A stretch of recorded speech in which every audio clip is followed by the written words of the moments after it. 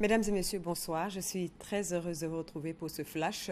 Le traditionnel arbre de Noël de la Fondation Children of Africa a été dressé hier, samedi, dans les jardins du palais présidentiel en présence de la présidente fondatrice de Children of Africa, la première dame de Côte d'Ivoire, Dominique Ouattara. Pour l'événement, plus de 3000 enfants venus d'Abidjan et de Dabou ont fait le déplacement. Ils ont tous été couverts de cadeaux par la première dame Dominique Ouattara. Pour cette année, la Fondation Children of Africa prévoit des arbres de Noël éclatés à travers tout le pays, ce qui permettra d'offrir des cadeaux à plus de 12 000 enfants.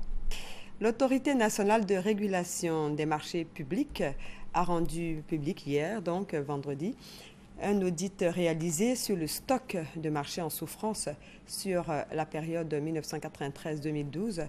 L'audit commandité par l'institution fait état de 3200 marchés en souffrance pour une valeur globale de 900 milliards de nos francs.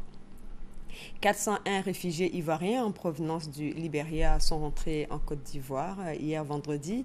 À leur arrivée à Toulepleu, ils ont été pris en charge par le gouvernement et ses partenaires, le Haut Commissariat aux réfugiés, le SARA.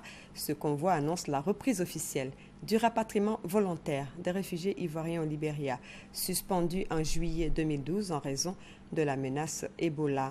Près de 250 000 réfugiés ivoiriens ont regagné leur pays sur les 300 000 recensés par le HCR après la crise post-électorale. Reportage FBOE. Une animation particulière règne au poste frontalier de Biaï au Libéria ce vendredi après-midi du 18 décembre 2015. 401 Ivoiriens sont de retour au Bécaye, partis en exil pour la plupart en 2011. Un rapatriement volontaire organisé par le service d'aide et d'assistance aux réfugiés et apatrides SARA avec l'appui du Haut Commissariat des Nations Unies pour les réfugiés HCR. Un couloir humanitaire aménagé à cet effet car les frontières sont encore fermées en raison de la menace Ebola. Dans la dizaine de camions stationnés, ils sont déjà impatients de retrouver la chère patrie. Vraiment, je reviens ici tellement content de rentrer chez moi. Je suis content de rentrer mon pays. Vraiment, en tout cas, la Côte d'Ivoire m'a manqué. Moi-même, j'ai envie de rentrer, même traverser le barrage, aller là-même.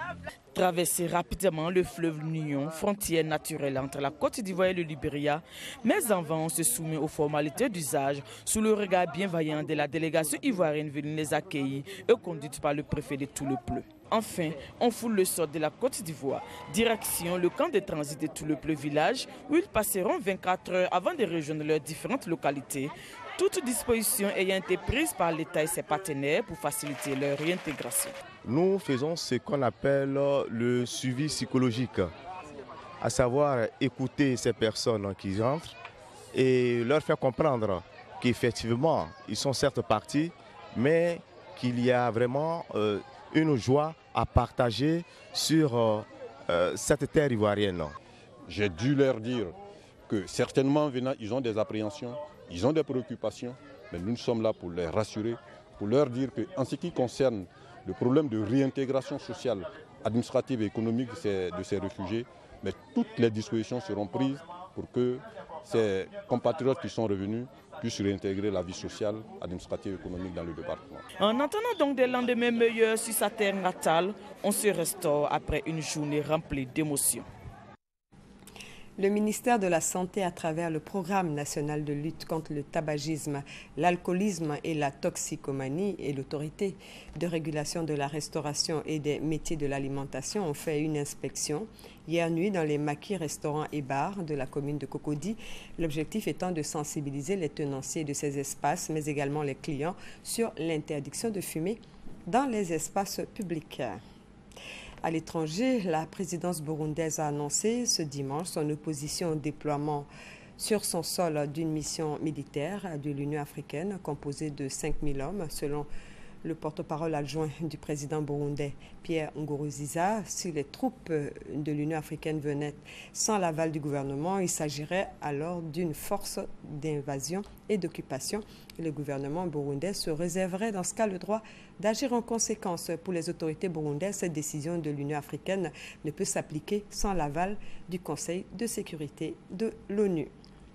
Et puis cette catastrophe, un ferry transportant 118 personnes, dont 10 membres d'équipage, a disparu hier, samedi, au large des Célèbes, une île indonésienne. Au total, 3 personnes ont perdu la vie, dont 2 enfants, et 76 passagers sont toujours portés disparus. Les recherches qui se poursuivent toujours dans une mer agitée. Les secouristes ont pu repêcher tout de même 23 passagers. Et puis, des incendies se sont déclarés ce dimanche matin dans la région espagnole des Asturies, où des habitations ou des habitants ont dû être évacués dès samedi, dès hier, pour l'heure sans faire de victimes.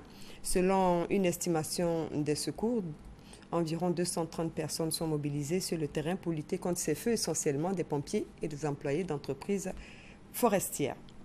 C'est la fin de ce flash. On se retrouve avec beaucoup de plaisir à 20h pour la grande édition.